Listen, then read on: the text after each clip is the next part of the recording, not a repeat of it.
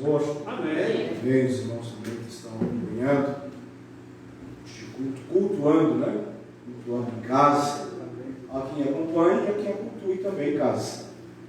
Saudamos a todos, com a gloriosa paz do Senhor, já sentindo a graça de Deus, a presença maravilhosa dele. Glória a Jesus. Também alegres por estar revendo o pastor Emílio, a Janete, nossos irmãos, amigos em Cristo Jesus, na mesma visão da obra, na mesma visão da missão. Nós estamos alegres com a presença dos nossos irmãos, em nome de Jesus. Glória a Deus. Vamos ler o texto bíblico no segundo livro das Crônicas, capítulo de número 34. Segundo livro das Crônicas, capítulo 34. Segundo livro das Crônicas fica depois do primeiro livro das Crônicas.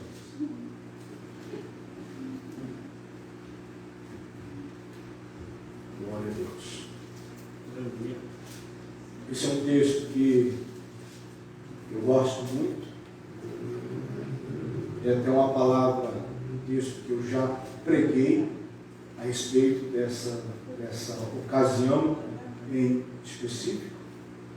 Mas eu gostaria de extrair algumas coisas importantes que ainda contém essa palavra, aproveitando a pertinência de ser o primeiro culto, primeiro domingo de culto de 2021, onde nós podemos e temos a oportunidade dada por Deus, uma vez que passamos o ano com vida, como os irmãos aqui têm mencionado, com saúde, graças a Deus por isso. Então nós podemos, no ano de 2021, procurar ser melhores do que fomos em 2020. Então eu gostaria de, nesta meditação, extrair alguns princípios que talvez nós precisamos resgatá-los em nossa vida, se não todos, ao menos alguns, mas que o Senhor venha nos capacitar a ser cada vez mais crentes em Cristo Jesus em um momento de tamanha crise e dificuldade que o mundo está atravessando. Glória a Deus. Capítulo 34 do livro de 2 Crônicas, versículos, eu vou ler o 13, o 14 e o 15. Estavam também sobre os carregadores e os inspetores de todos os que trabalhavam em alguma obra, e dentre os levitas eram os escrivães, os oficiais e os porteiros. E tirando eles o dinheiro que se tinha trazido à casa do Senhor, Ilquias, o sacerdote, achou o livro da lei do Senhor dada pelas mãos de Moisés. E Ilquias respondeu e disse a Safã, o escrivão: achei o livro da lei na casa do Senhor. E Ilquias deu o livro a Safã. Amém? Podem se sentar, meus irmãos. Nós estamos falando aqui do ano 640 a.C., quando o ano em que Josias assumiu o trono de Judá. Era o ano 640 a.C., e conforme a gente pode conferir no versículo 1, Josias tinha apenas 8 anos. Então ele não tinha a idade para o governo, então ele estava sob tutela, sob a tutoria de sacerdotes e de sua própria mãe, até que ele tivesse a idade então para começar a reinar. E nessa época a crise moral, a crise espiritual era tamanha. Josias foi profetizado a respeito dele no livro de 1 Reis, capítulo 13, versículo 1 e 2. Nós constatamos que foi profetizado que Josias nasceria e reinaria 300 anos antes dele nascer e reinar. E Deus, inclusive, dera um nome ao profeta. O profeta, 300 anos antes de Josias nascer, ele disse: nascerá um que se chamará Josias e assumirá o trono de Judá. 300 anos depois, nasce Josias e assume o trono com 8 anos de idade. E Josias recebe uma carga, uma responsabilidade tamanha, porque ele era neto de Manassés e filho de Amon. Ou seja, 2 dos piores reis que Jerusalém já teve. O neto de Josias carregava o título de pior rei de todos os reis de Judá. Manassés, ele foi o pior rei, porque a Bíblia diz, capítulo 33, versículo 9, aí, de 2 Crônicas, que ele fez com que Jerusalém, capital de Judá, o reino de Judá, se tornasse diante dos olhos do Senhor pior do que as nações que o Senhor tinha destruído de diante dele. As nações, por serem idólatras e por afrontarem a Deus, e Deus então destruía essas nações pela mão de Judá, porque essas nações afrontavam o Deus de Israel. Mas Manassés conseguiu, com as suas atitudes, fazer com que Judá ficasse pior do que as nações. Ele fez tantas coisas na sua gestão que são inacreditáveis no sentido negativo. Para quem tinha um legado de, por exemplo, ser filho de Ezequias. O rei Ezequias, o pai de Manassés, foi um homem que veio e restabeleceu o culto em Judá, restaurou o templo, restituiu a Páscoa, trouxe novamente o avivamento para a nação, mas Manassés faz totalmente o contrário. Ele institui cultos pagãos no templo de Jerusalém, cultos pagãos, cultos a outros deuses dentro do templo de Jerusalém. Ele contratou feiticeiros para realizar cultos no templo. Ele contratou prostitutas para os cultos e as orgias em todos os santuários da nação, não só no templo. Ele permitiu a introdução, e ele mesmo introduziu, imagens de esculturas de outros deuses dentro do templo de Jerusalém. Deuses de todas as formas, deuses de aparência monstruosa, deuses de aparência híbrida, entre homem misturado com animal, imagens de animais, ou só de homens, enfim, coisas terríveis. Ele ofereceu o seu filho a Moloque. O filho oferecido a Moloque era queimado vivo num deus de metal, que era aquecido, o fogo funcionava como um forno, e a criança era colocada naquele deus e morria queimada. E Manassés reinou por 55 anos. Foram 55 anos com essas práticas, 55 anos com essa apostasia. E é interessante que a Bíblia não conta, nem no livro de 2 Reis e 2 Crônicas, que trazem a mesma história com algumas informações a mais em Crônicas, não mostra ninguém protestando, ninguém reclamando daquelas atitudes. Então, queridos irmãos, há um perigo muito grande, porque a Igreja de Cristo, ela pode incorrer nos mesmos erros. A Igreja de Cristo pode incorrer nessa mesma omissão, nessa mesma displicência, nessa mesma negligência de estar vendo, muitas vezes, o que é sagrado tornando-se profano. E ir se acostumando com isso, porque tudo que é profano produz prazer à carne, e por isso que é aceitável por aquele que não é espiritual.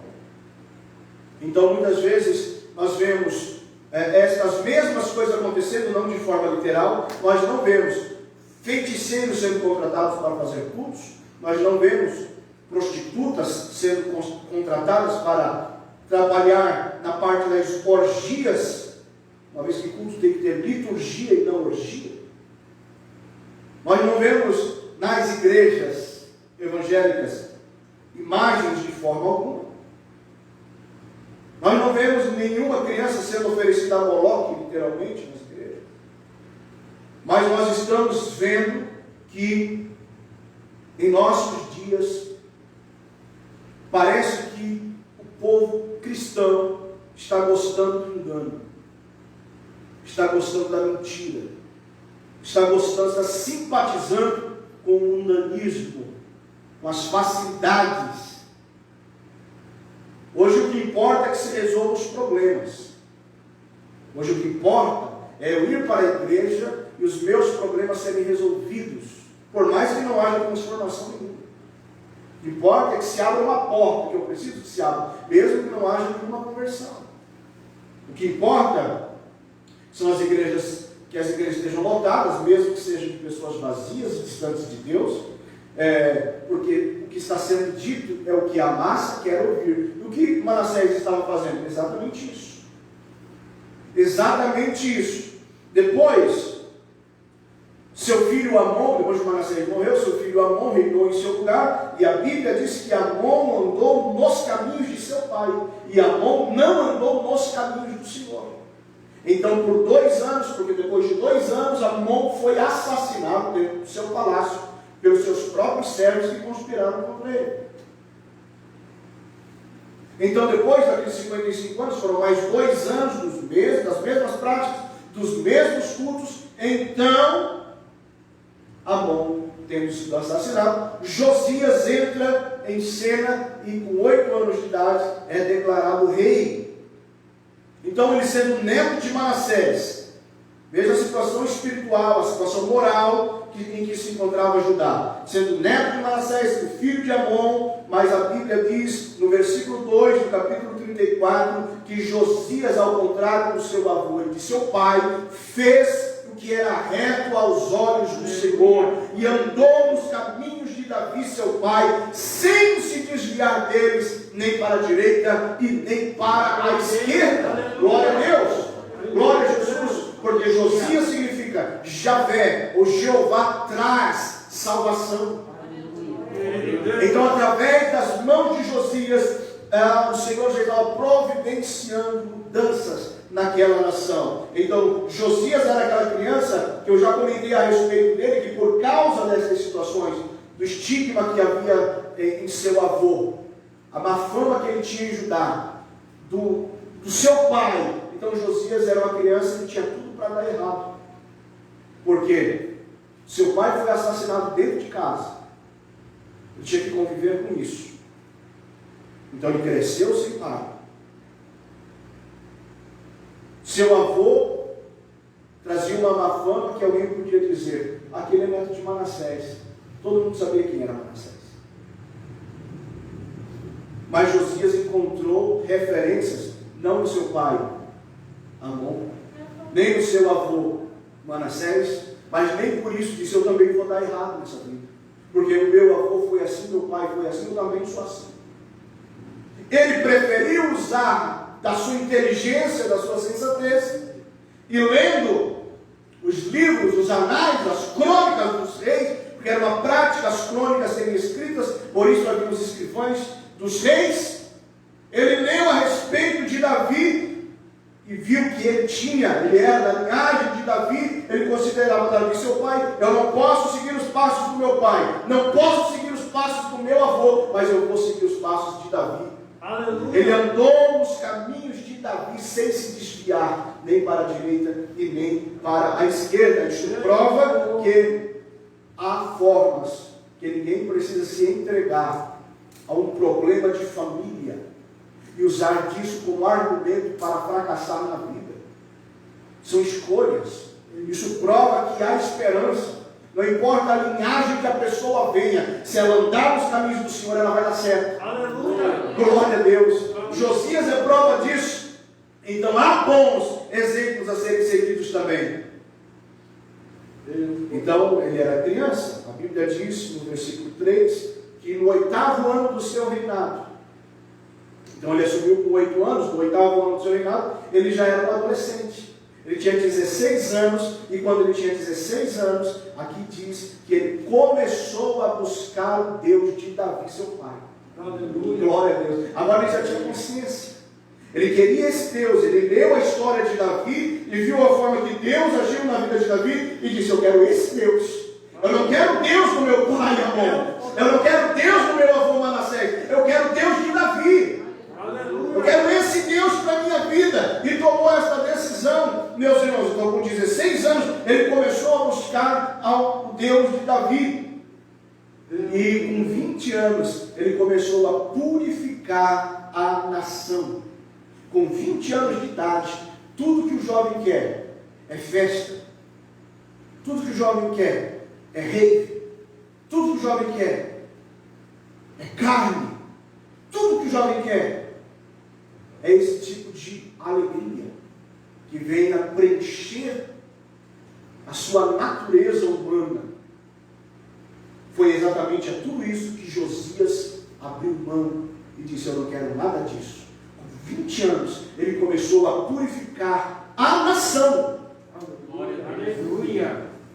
Toda a nação, ele baniu todos os feiticeiros contratados pelo seu avô e remunerados ainda pelo seu pai, e também aquelas prostitutas, e ele começou a purificar toda a nação e, concomitante a isso, a reparar o templo, abandonado à imoralidade, ao desprezo. Então, queridos irmãos, com 26 anos de idade, 26 anos de idade, nós estamos falando de 18 anos depois que ele assumiu o trono, somado aos 2 anos do seu pai Amon, mais os 55 anos do seu avô Manassés, nós estamos falando de um período de 75 anos sem culto a Deus no templo. 75 anos é mais que uma geração bíblica. Nós estamos falando que uma geração inteira passou e começou outra geração sem adorar a Deus no templo. E nós temos que tomar cuidado para também identificar em nossa geração se o que está sendo adorado nas igrejas é Deus. O seu homem. Qual é o centro do culto? Qual é o centro do propósito? Porque Jesus disse assim: se vós estiverdes em mim, e a minha palavra estiverdes em vós, pedireis tudo o que quiseres. Então as pessoas vêm à igreja como se estivessem indo a Cristo. Vou buscar em Cristo a solução. Ou seja, se vós estiverdes em mim, mas estão esquecendo a outra parte, e a minha palavra estiverdes em vós. Não basta só ir até Cristo e acabou. Tem todo um processo ainda. Agora, já que veio a Cristo, permita que a palavra dele venha a você. A partir daí a mudança começa. A partir daí as coisas, queridos irmãos, começam a mudar para o bem, óbvio. Então, quando Josias começou, deu a ordem para reparar o templo, então ele chamou os seus servos e disse: vamos reparar o templo, não importa o preço, não importa quanto vai custar. Ele autorizou os homens que ele chamou a pegar o dinheiro na casa do tesouro e usar como quanto fosse preciso. Ele queria ver o templo reformado. E ele depositou confiança dizendo: nem precisa me prestar contas desses valores. Eu não vou ler os textos aqui por causa do tempo, está tudo nesse capítulo aí. Capítulo 34. Faça o que tiver que ser feito. O que ele estava querendo dizer com isso? Não importa o quanto vai nos custar, nós precisamos restaurar o templo para o nosso Deus. Glória a Jesus. Glória, porque não há sacrifícios para fazer o que é errado. Não há dificuldades para fazer o que é errado. E por que colocar dificuldades e denominar sacrifício fazer o que é certo? Para fazer o que é certo é um sacrifício, é uma dificuldade. Mas para fazer o que é errado se gasta. Gasta-se e se gasta para fazer. E não considera o sacrifício. Não é festa. A gente vive para isso mesmo. É para isso que eu trabalho. Então ele disse: não importa quanto vai custar. Então no texto que nós lemos, versículo 13, 14 e 15, nesse contexto de reforma do templo, eles tinham ido mais uma vez à casa do tesouro para ainda retirar mais alguns valores para a reforma, e retirando dinheiro, retirando valores, e o Quias, o sacerdote, encontrou algo interessante, que estava perdido: o livro da lei, debaixo do dinheiro, na casa do tesouro, na sala do tesouro da igreja. Achou o livro da lei? Só se acha que se está perdido? E de fato o livro da lei estava perdido? E ninguém deu falta porque o livro da lei estava perdido. Iam para o templo, tinha estátua para fulano, estátua para ciclano. Iam para o templo, tinha todo tipo de feitiçaria, tinha todo tipo de oferta ao prazer carnal, e não se lembrava que não tinha Bíblia dentro do templo. Então tinha tudo no culto, tinha todo o entretenimento possível para agradar todo mundo, tinha ali para todos os gostos, e não tinha tempo para a palavra, não tinha tempo para o livro da lei. O livro da lei no original é Torá, é o Pentateuco, está escrito aqui, ó, escrito pelas mãos de Moisés, era a Bíblia deles. Bendito Deus, aleluia. E sobreviveram 75 anos sem Bíblia dentro do templo. Como uma igreja sobrevive assim? Sem tempo dedicado à pregação bíblica, sem escola bíblica, sem ensino bíblico, sem culto de doutrinas, sem alimento, porque a palavra é o alimento. A igreja não sobrevive, ela pode até viver de invencionices, ela pode até sobreviver de modismos, mas Jesus vai olhar para ela e vai dizer: tem nome de que vives, mas está morta. Foi o que ele falou uma das igrejas do Apocalipse. Parece que está viva, é igualzinho a igreja viva, mas está morta. E onde estava a Bíblia? Debaixo do dinheiro. Meus irmãos, é quase uma palavra para o século XXI, porque tudo agora é debaixo do dinheiro. Se precisar ter a Bíblia, escondem debaixo do dinheiro, embaixo dos tesouros. Quando nós falamos de dinheiro, estamos falando de valores, estamos falando de tesouros, estamos falando de bens. Então, aqui, o livro da lei estava embaixo do dinheiro. Será que hoje não está da mesma forma? Será que muitas pessoas não estão colocando a Bíblia embaixo, ou seja, em segundo plano? Primeiro o dinheiro, primeiro o carro, primeiro a casa, primeiro os bens, primeiro os negócios, primeiro a vida, depois, se der tempo, se a gente achar, vem a palavra, vem a Bíblia. Meus irmãos, Jesus disse em Mateus 6,21, onde estiver o teu tesouro, aí estará também o teu coração. O que nós estamos buscando, queridos irmãos, será que muitos princípios não se perderam ao longo dos anos? Porque aquilo que Manassés instituiu, nós vemos acontecer hoje.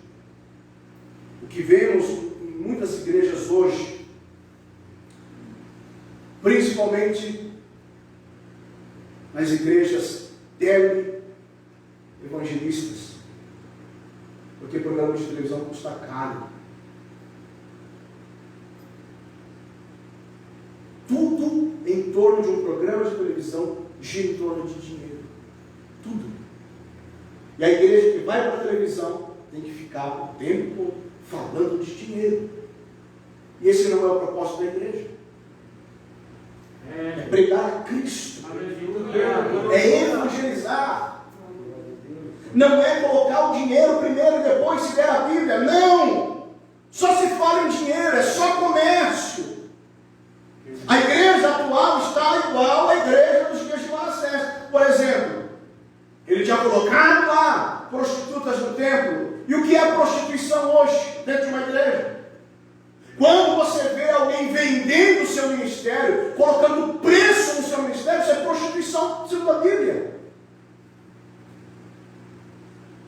Quando a gente vê alguém alterando teores das mensagens genuínas para agradar a população, isso é traição ao dono da palavra, isso é adultério segundo o que Deus considera. Vender o evangelho é prostituição dentro do templo. É a mesma coisa. Fazer do seu ministério uma promoção para seu auto-engrandecimento, isso é prostituição. Porque o propósito não é esse, está prostituindo o propósito. Nós ouvimos esses dias no YouTube uma cantora, uma das cantoras mais famosas do nosso país, das mais consagradas, dizendo: irmãos, entrem aí, curtam aí, compartilhem aí, ajudem o meu ministério, depositem aí, senão meu ministério vai acabar. Desde quando isso foi necessário para sustentar o ministério? Foi chamado por Deus ou não? Ou seja, se não fizer mais live, se não tiver live no ministério, o ministério da pessoa vai acabar? Acabou a calçada para pregar, banco de praça para pregar, acabou o hospital para visitar, não tem mais que visitar presídio, não tem mais que fazer missão, não tem mais índio precisando ser evangelizado, não tem mais ribeirinho no Amazonas, é só live. Agora, senão o ministério acaba, é isso que se resume o ministério? Queridos irmãos, era o que estava acontecendo naquele tempo. Idolatrias, nossos tempos não tem imagem de escultura, mas nem precisa. Porque cantores são idolatrados, pregadores são idolatrados. As pessoas vão atrás de cantores, atrás de pregadores, para conseguir foto, para conseguir autógrafo, para conseguir estar no show, para os melhores eventos, deixam seus trabalhos, deixam suas responsabilidades para ir atrás.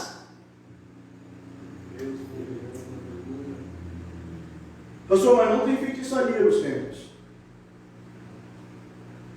Deixa eu contratar os feiticeiros. Meus irmãos, o que nós estamos vendo hoje só muda o termo, a prática mesmo. Técnicas de hipnose em massa, programações neurolinguísticas e mensagens com frases de efeito impactantes programadas para mudar, para induzir informações, para induzir a massa a fazer determinadas coisas. Igrejas pretas, luzes piscando, decibéis que mudam a consciência de qualquer um. Tudo isso são induções para inserir na mente informações que eles querem que se insira. Se mudar o formato do que Paulo ensinou em Romanos 12, que o culto tem que ser racional, ou seja, se está mudando, se está interferindo na sua racionalidade, está tendo um efeito fármaco, está tendo um efeito de feitiçaria, porque farmácia na Bíblia ela equivale a feitiçaria, porque se usava ervas, se usava de produtos mesmo biológicos, mesmo orgânicos, vegetais, para mudar a consciência da pessoa. É considerado feitiçaria, porque a pessoa não está fazendo o que é racional, ela está fazendo o que está sendo induzida a fazer. Meus irmãos, isso tem muito. Mas é lógico que eu estou falando na internet e alguém pode até criticar e questionar, mas nós não estamos colocando a palavra em negociação. Porque a palavra não se debate, a palavra não se discute, a palavra se prega. A palavra se prega, aceite quem quer. Aleluia. A palavra é alimento, e o alimento, a gente não pega o alimento e força a pessoa a comer. Já viu aquela brincadeira de torta na cara? Pegar a torta e acertar a face da pessoa, nesse tipo de brincadeira. Com a palavra não se faz isso, a palavra se oferece. Quer comer? comer? Não. Se a pessoa não quer comer, não precisa jogar na face dela. Se discutir a palavra, não precisa. Nós não estamos para discutir com uma geração fraca, com uma geração rasa. Nós estamos pregando para quem quer o avivamento que Josias estava ali propondo para aquela nação. Porque alguém disse, eu concordo, e há uma lógica tremenda nessa frase. Preste atenção. Homens fortes produzem tempos fáceis. Tempos fáceis produzem homens fracos. Homens fracos produzem tempos difíceis. E tempos difíceis produzem homens fortes, que por suas vezes produzem tempos fáceis. O que nós estamos vivendo, meus irmãos, é que homens fortes, homens que abriram igrejas na base do sangue, homens que levaram o Evangelho há um século, estamos de um século, homens que levaram o Evangelho para onde o Evangelho era rejeitado, homens que foram os primeiros pregadores em países, pregadores pentecostais que vieram para o Brasil e trouxeram a igreja e foram pregadores, meus irmãos, sofrendo enfermidade, sofrendo fome, sofrendo nudez, sofrendo frio, sofrendo ausência da família, sofrendo doenças, sofrendo agressões. Eles trouxeram a igreja. A igreja é o que é hoje porque homens fortes fizeram isso. Aleluia! Acabou gerando tempos fáceis. E é por isso que há uma geração fraca, porque não precisou se esforçar para ter o que tem hoje. Aí fica questionando as verdades bíblicas. Mas é porque eles eram assim, porque eles eram daquele jeito. Queria ver essa geração há 50 anos atrás. Então nós não estamos para discutir a palavra, estamos para pregar a palavra. Quer, não quer, não quer. Então, não está muito diferente o que os dias de Manassés, em muitos lugares. Óbvio que a gente não generaliza. É óbvio que a igreja é cheia de pessoas de Deus. É óbvio que há crentes tementes a Deus. É óbvio que há pessoas que ainda são quebrantadas na presença de Deus. Claro que sim, Deus conserva os seus. E quero crer que destes, alguns estão aqui. Que destes, todos que estão aqui sejam. Eu quero crer que eu seja uma dessas pessoas. O remanescente. Para nós concluirmos, então, porque eu nem comecei a falar dos princípios que precisamos resgatar. Se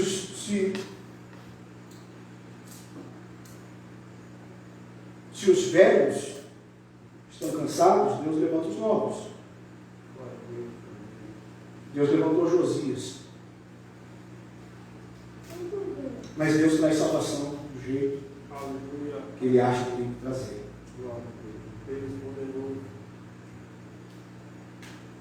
9 princípios. Consequências de se achar a Bíblia. Quando encontraram o livro da lei, levaram o livro da lei para o rei Josias. Versículo 19, qual foi o impacto que isso causou em Josias? Versículo 19. Sucedeu, pois, que ouvindo o rei as palavras da lei, rasgou as suas vestes. O que é isso? Humilhação diante da palavra. Princípio que precisa ser resgatado. Princípio que precisa ser resgatado. Humilhação diante da palavra. Quando ele ouviu o livro da lei sendo lido pelo escrivão Safã, ele rasgou as suas vestes. Isso era humilhação. Não se humilha mais diante da Bíblia. Se discute, se debate, se repele, se rejeita, menos se humilha, menos se aceita. Então talvez esse seja um princípio a ser resgatado em nossa vida de fé nesse ano de 2021. Vamos nos humilhar diante da palavra de Deus. Vamos nos humilhar diante da poderosa palavra de Deus. Aleluia. Versículo 21. Quando ele rasgou os seus vestidos, então ele disse: ide consultai ao Senhor por mim e pelos que restam em Israel e em Judá. Louvado seja Deus. Porque ele estava dizendo aqui que era para que eles fossem até a casa de uma profetisa, porque havia ainda profetisa, mesmo em tempo de crise, sempre tem ainda aquela irmã de oração, sempre tem ainda aquele irmão de oração. O que era para fazer? Orar. Quando ele disse: consultai ao Senhor, ora, isto é, orem a Deus por mim. Eu fico me perguntando se naqueles 75 anos não se consultava mais a Deus, porque havia imagens de todo tipo de qualidade dentro do templo, não tinha o livro da lei para ser lido. Consultavam-se a quem nesses cultos? A Deus é que não era, porque Deus não divide a sua glória. Ou é Deus o adorado, ou ele não é. Ou ele não está. Deus não divide a sua glória. Ou seja, princípio da oração. Será que nós temos orado o suficiente, meus irmãos? Em tempos de pandemia, que diminuiu-se a frequência dos cultos, a frequência de cultos e a frequência nos cultos, por conta de toda essa situação. Mas como está a nossa vida de oração frente a tudo isso? Oração tem que ser um princípio. Quando nós falamos de princípios, nós estamos falando de coisas que não podem ser substituídas. Nós estamos falando de coisas que têm que vir em primeiro lugar. Humilhação diante da palavra. Oração tem que ser um princípio em nossa vida. Não pode se resumir ao período de culto. Não podemos orar apenas quando estamos na igreja. Então a Bíblia diz no versículo 23 que Deus usa a profetisa chamada Hulda, e ela lhe disse: assim diz o Senhor, Deus de Israel. Aleluia. Nós não entendemos isso, talvez não percebemos o impacto que isso tem, mas talvez fossem 75 anos que não se ouvia mais a expressão: assim diz o Senhor. Deus agora vai falar, porque ele não podia mais falar. Ninguém mais falava com ele, ninguém mais orava, ninguém mais ouvia Deus falar. Iam para o templo, mas não era para ouvir Deus falar. Iam para o templo para se satisfazer. Será que isso não acontece? Vamos para o templo para nos satisfazer. Não importa se Deus vai falar. Se houver entretenimento, se houver algo que venha fazer com que a gente passe o tempo, espaireça um pouco a mente, esqueça um pouco dos problemas, está bom. Mesmo que Deus não fale. Vamos resgatar o princípio de ouvir Deus falar. Aleluia. Eu vou para o culto para ouvir Deus falar. Eu quero ouvir Deus. Não quero ouvir o homem. Não quero ouvir sobre o homem. Eu quero ouvir Deus. Eu quero ouvir sobre Deus e quero ouvir Deus falando. A partir do instante que nós formos exigentes com relação a isso, nós vamos perceber o quão pouco se fala de Deus em muitos lugares. E o quão pouco Deus fala em muitos lugares, que se chama casa de Deus. Seu quarto princípio: queira ouvir Deus falar. Versículo 30 diz: o rei subiu à casa do Senhor com todos os homens de Judá. Então o rei estava em seu palácio, agora ele vai ao templo. A casa do Senhor, que estava reformada, subiu, e com todos os homens de Judá, os habitantes de Jerusalém, e os sacerdotes, os levitas e todo o povo, desde o maior até o menor. Aí ele leu aos ouvidos deles todos, o rei leu aos ouvidos deles todas as palavras do livro do concerto que se tinha achado na casa do Senhor. Aleluia. E pôs-se o rei em pé em seu lugar e fez concerto perante o Senhor. Glória a Deus. Ele leu o livro da lei, ele não leu o livro da promessa. Ele não leu uma manazinha com o povo.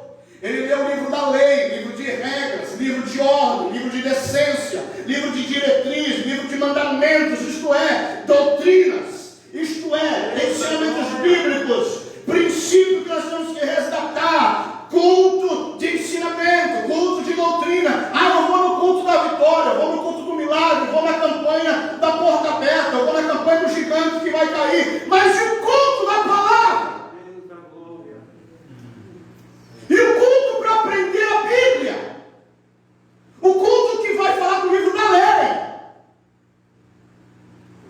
sem falcatrua, sem manipulação. A Bíblia como ela é. Tem que ser um princípio a ser resgatado por muitos. Quando nós passamos para o capítulo 35, então, aliás, ainda no versículo 33, capítulo 34, diz: e Josias tirou todas as abominações de todas as terras que eram dos filhos de Israel, e todas quanto se acharam em Israel, e obrigou que com tal culto se servissem ao Senhor seu Deus. Todos os seus dias não se desviaram de após o Senhor, Deus de seus pais. Aleluia! Glória a Deus. Então o primeiro princípio é o da humilhação diante da palavra. O segundo princípio é o da oração. O terceiro princípio, não precisa nem estar em ordem isso aqui. Tendo esses princípios, está bom. O terceiro princípio é ouvir Deus, querer que Deus fale. O quarto princípio é a volta do desejo do culto de doutrina, do ensinamento bíblico. Desejar ir para a igreja para aprender a Bíblia. E aqui no versículo 33, a gente pode não olhar com estes olhos, mas é com um olho bíblico, que a gente percebe que no versículo 33 aconteceu o verdadeiro Pentecostes. Porque o que é o Pentecostes para a igreja atual? Aquele culto foi pentecostal. O que você imagina? O que você imagina, Pentecostes? Se o Pentecostes era uma festa, mas que no dia da festa o Espírito Santo desceu sobre aqueles que estavam reunidos no cenáculo, enchendo eles todos com a sua presença. Estamos falando de presença do Espírito Santo. E o que a presença do Espírito Santo faz? Faz com que nós deixemos todas as nossas abominações. A presença do Espírito Santo faz com que nós deixemos todas as nossas idolatrias. A presença do Espírito Santo faz com que nós servamos somente a Deus. A presença do Espírito Santo faz com que a gente não se desvie nem para a direita nem para a esquerda. Isto é Pentecostes. Pentecostes, crente pentecostal, é aquele que vem para a igreja, vem a Cristo, a palavra de Cristo entra nele, ele se permite ser transformado, ele se permite ser lavado, ele muda os seus caminhos, ele muda os seus conceitos, ele abre mão da sua vida pregressa e ele passa a servir a Deus com fidelidade. Todos os dias, ele não se desvia para a direita nem para a esquerda, fale o que quiser, diga o que quiser, ele permanece. Isso é crente pentecostal cheio do Espírito Santo.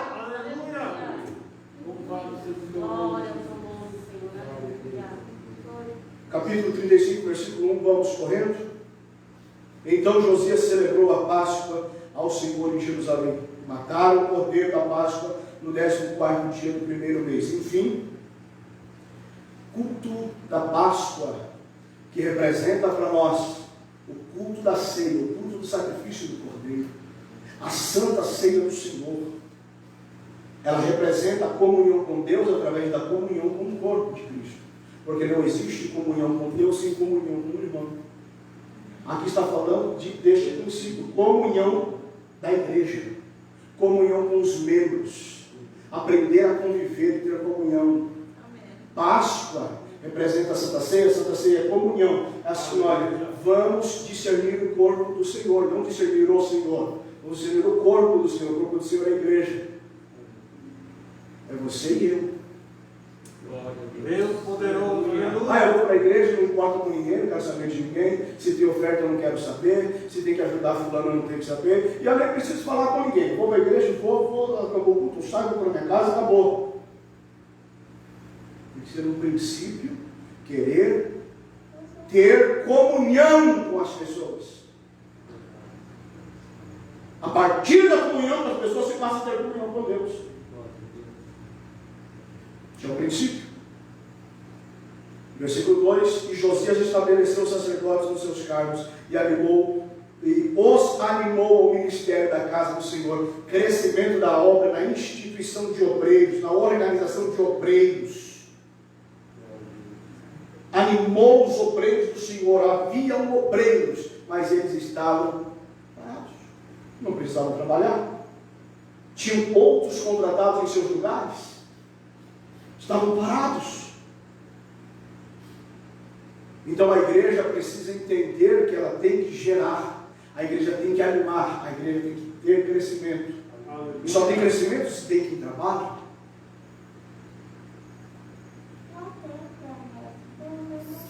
Princípio, sétimo princípio, desejar que a obra cresça. Deseje que a obra cresça. Que cada pessoa que entrar na igreja, você veja um novo obreiro. Você veja uma nova obreira. Ame essa pessoa, abrace ela. Não espere só 12 líderes. Já veja aquela pessoa, uma obreira dentro da casa do Senhor, ganhando mais almas. Anime essa pessoa à obra do Senhor.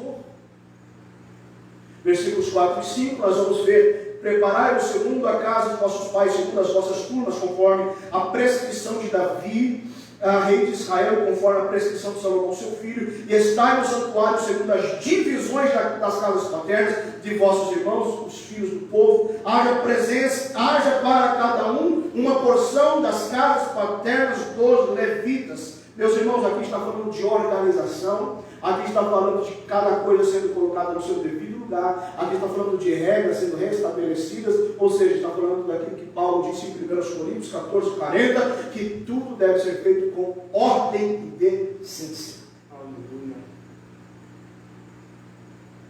E, infelizmente, é um princípio que nós precisamos resgatar também nos nossos dias. Ordem e decência na igreja. Ordem e decência para os trabalhos de Deus.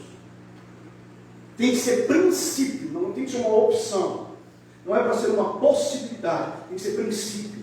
Ordem e decência. Cada um cumprindo o seu papel, cada um cumprindo com o seu compromisso, cada um sendo responsável na sua área, cada um fazendo o que lhe cabe, cada um fazendo o que lhe compete, cada um fazendo o que lhe vai à mão e sempre tendo a iniciativa de procurar fazer mais. Ordem e decência, princípio, organização. E por fim, eu convido a igreja a se colocar em pé. Falo do nono princípio agora. Se coloca em pé, em nome de Jesus, e nós já vamos orar. Aleluia.